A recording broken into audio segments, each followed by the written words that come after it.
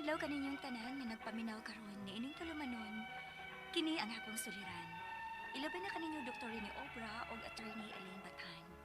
Ingon man sa mga artista nga maghatag og kinabuhi, nining akong suwat suliran. Ako si Dimples, dunay ex-live-in partner o may duha ka mga anak. Nagpuyo sa Lapu-Lapu City, Cebu. Punto legal kini nga akong suliran.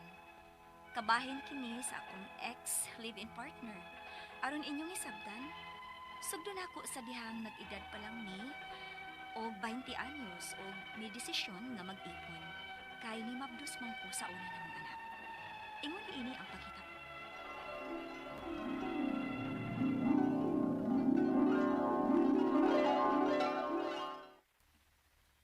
Mag-ipon na lang ka ta, Dimples. Pero wa pa man ta magkasal, RJ.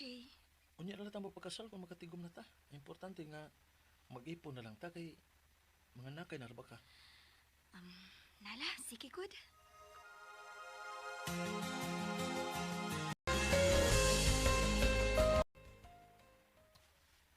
Okay ra kanini atong yabangan, day?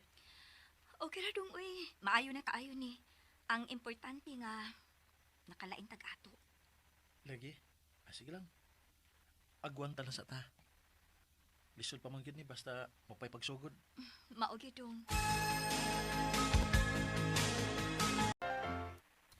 Unsa may plano ninyong RJ ha, Dimples? Wa pa man gyud mo makasal. Sa una pa man ang plano ninyo, sa dihang nagmabdos ka pa anang unang anak ninyo. Pero ni duha naman lang na. Nanagko na ng mga bata, wa man gihapon mo nagpakasal. Agad magud Miss Kwarta, ma. Ay sus da, ay na lang mo pangandoy na ingrande nga kasal. Oy, kay para na sa mga dato. 40 anyos namang duha, oy. Kanusa pa di mo magpakasal nga kahagbay ra ninyong nagpuyo. Sige lang, ma. Mag-istorya lang niya migbalik anang RJ.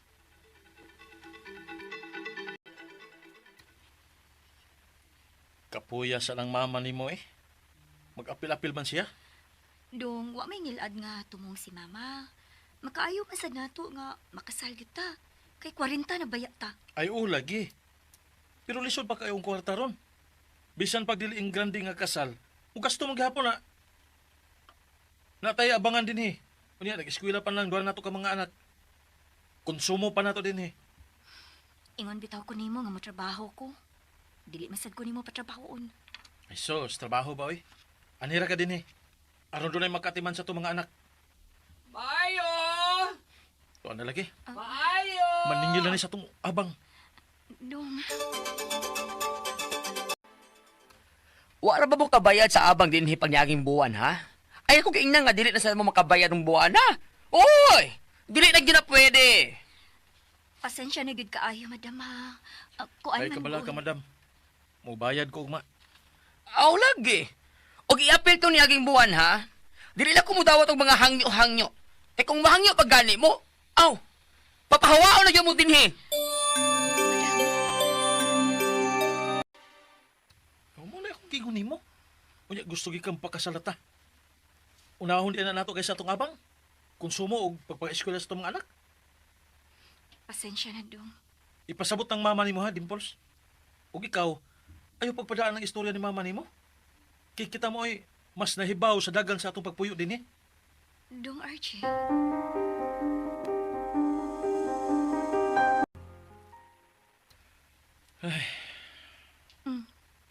Nga naman ka? Naglabad na nga akong uos sa mga gastuhan din sa bahay. Napuno na ko sa mga utang. Dong, Naigi-offer na ako. Dili unta ko pero mura mag kinahanglan nga dawato na lang tingali ito na ako. ang unsa man, dong? Mularga ko sa lain nasod. Doon na may trabaho nga nagpaabot na ako dito. Sakit man nga malayo ko ninyo pero kinahanglan yun nga mo sakripisyo para ninyo. Magpalayo ka na mo? Wa ko ilay mahimo, Dimples. Kinahanglan ta nga mabuhi. Kung dili ko ni buhaton, mas mosamot lang ning atong sitwasyon karon. Ang problema ini, daghan pa kong kuha nga mga papilis para makalarga ko. RJ.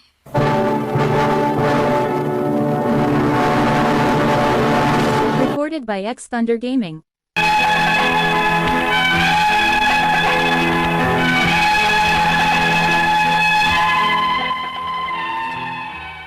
Bugat gid unta sa akong buot nga molarga siya sa laing nasod. Pero ako'y mahimo kay para raman sab sa among kaayuhan ang iyang tumong. Gani, ako mo ay nilihok og maayo sa iyang mga papeles aron na makalarga gid siya sa laing nasod. Na okay pa ya gid nga among kahimtang sukad nila nga nakalarga siya kay dako-dako man ang iyang pinadadaan namo sa iyang mga anak. Hangtod nga nakabantay kong nagsugod na nga dili na siya mo communicate namo sa iyang mga anak. Ug nahulog na sad ang iyang sustento. Unya, Wa gyapon mo kontak si Papa, ma. wa man gihapon day Rose. Manrabaho na lang tingali ko. Naunsa ka day si Papa. Nga wa naman siya nagparamdam nato. Kanagiwa na ko masayri day. Ay, kay sa akong bana-bana, murag mo tuig na nga wa na siya magparamdam. Ug wa na sad siya magpadana to. Ma, naunsa ka na si Kuya. Ngano ka nga man nagisumbag ang bongbong. Dili na radyo ko nakatanan niya pero dili man mo tubag si Kuya, ma. Sultihi ko sa tinuod, unsa nahitabo? Kuya. Nakita na ko si Papa, ma. Nauli na siya. Unsa? Unyahain man. Hain ang inyong amahan. Daan ni pamilya, ma. Minyo na si Papa, ma. Bago na akong naibawan nga, naminyo siya itong niaging July og mabdos lang babae. Unsa?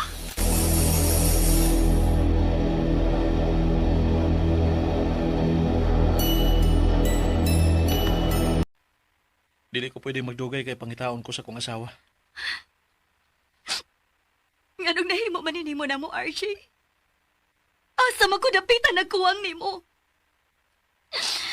For 20 years, nag-ipon ta. Naatay mga anak. Unya sa ingon ana lang kasayon. Imo mingipuli sa bago lang nimong naila-ila. Pasensya ka na, Dimples. Pero ako na siyang asawa. Sa mata sa balaod, kami gihapon ang mahugaan legal. Grabe, ano? Ingon ana na lang magina ay mi kawaylo na sa imong kasing-kasing. Nga wa man gyud ka makauna-una mo. Una ka magbinuang.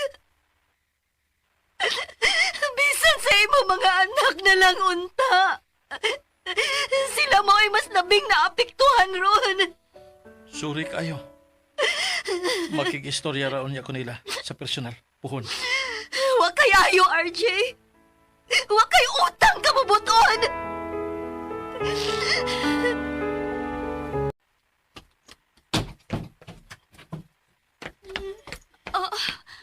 Rose?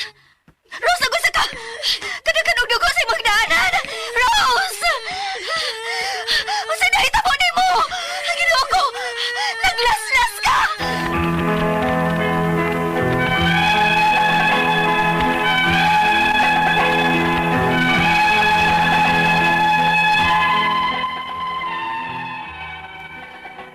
Kung doon ang may labing naapektuhan sa among sitwasyon, kana mao ang among mga anak. Ang ako mga pangutana mao kini mosunod. Unang pangutana, doon na bagoy katungod mo file o kaso batok niya isip live-in partner for 20 years sa iyang pagbinuang namo uban sa iyang mga anak. Ikaduhang pangutana, usa ka tuig nga wa siya mohatag og suporta namo sa iyang mga anak. Kay di ay adto na di ay siya magpadadanan sa babae nga iyang naminyuan karon. Makakiha ba mi nila? Ikatulong pangutana, labing naapektuhan gyud ang among mga anak ani hitapuha. Gani, naabtan nako ang among anak na babae nga naglaslas sa pagkahibaw niya na naminyo ang iyang amahan ug dunay pamilya. Pwede ba may makakiha na bahina? Unsa man kasuha? Ikaupat o katapusan. Kung wa man gani ko'y katungod niya isip live-in partner for 20 years, asa man may pwede mo duol para sa financial support bisan og para na lang sa akong mga anak. Sakit kaayo na unaon nga ako mao'y gisaaran og kasal, pero lain mao'y gipakaslan. Ako mao'y nitabang niya para siya makalarga sa laing nasod, pero laing tao ang nakapahimo sa bunga. Palihog, tabangi og tambagi ko. Kini ang akong suliran, Dimples.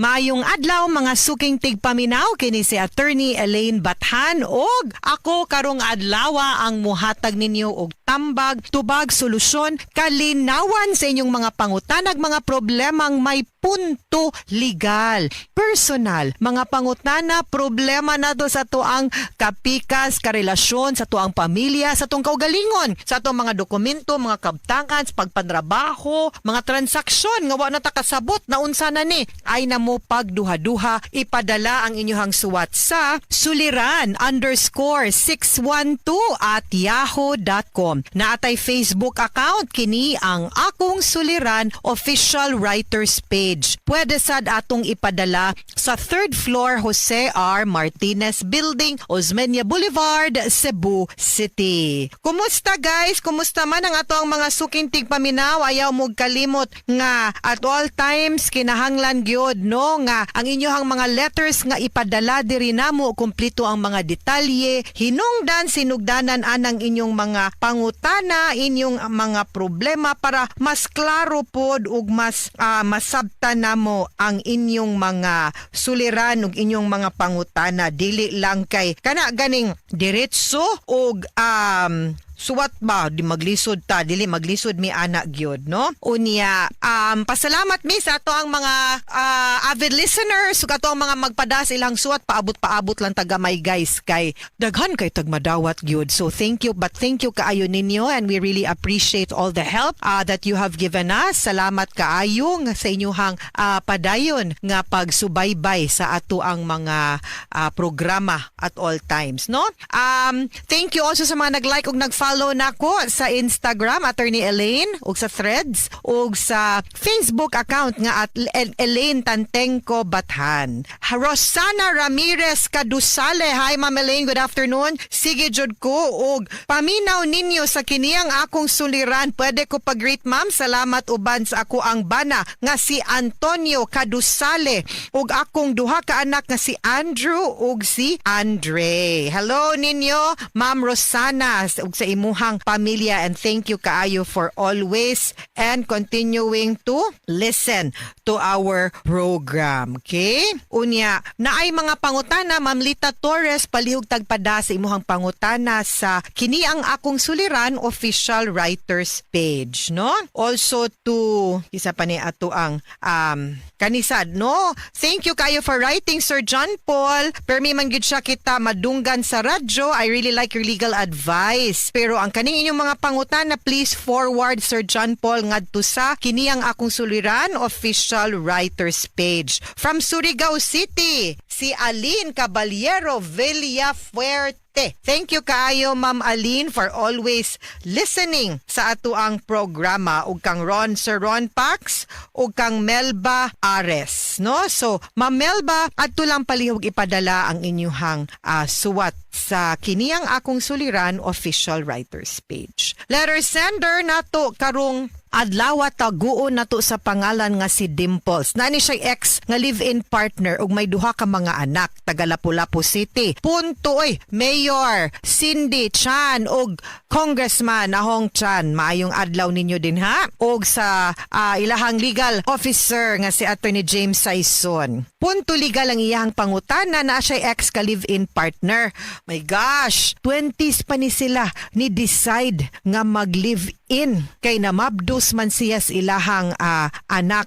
Pero ang ending manggod ato ang nasabtan nga murag di man siya ang nagwagi sa ending. Naamay laing gipakaslan no.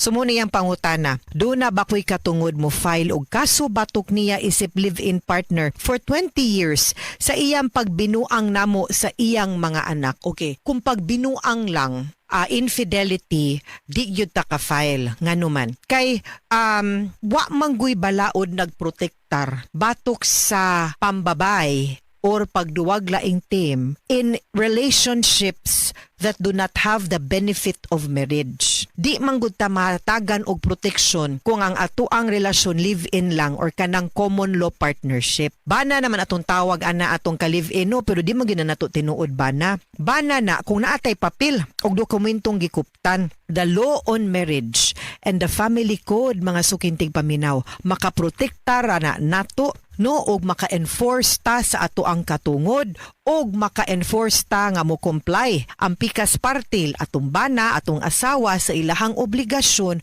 kung nisud ta sakramentos kaminyoon. If we entered into a contract of marriage, pareho ra gyud na og usa ka kontrata nga kung way papilis guys, wa gyud tay ma-enforce nga kasulatan kay wa man sa papel. No, so di gyud ta kapaningil.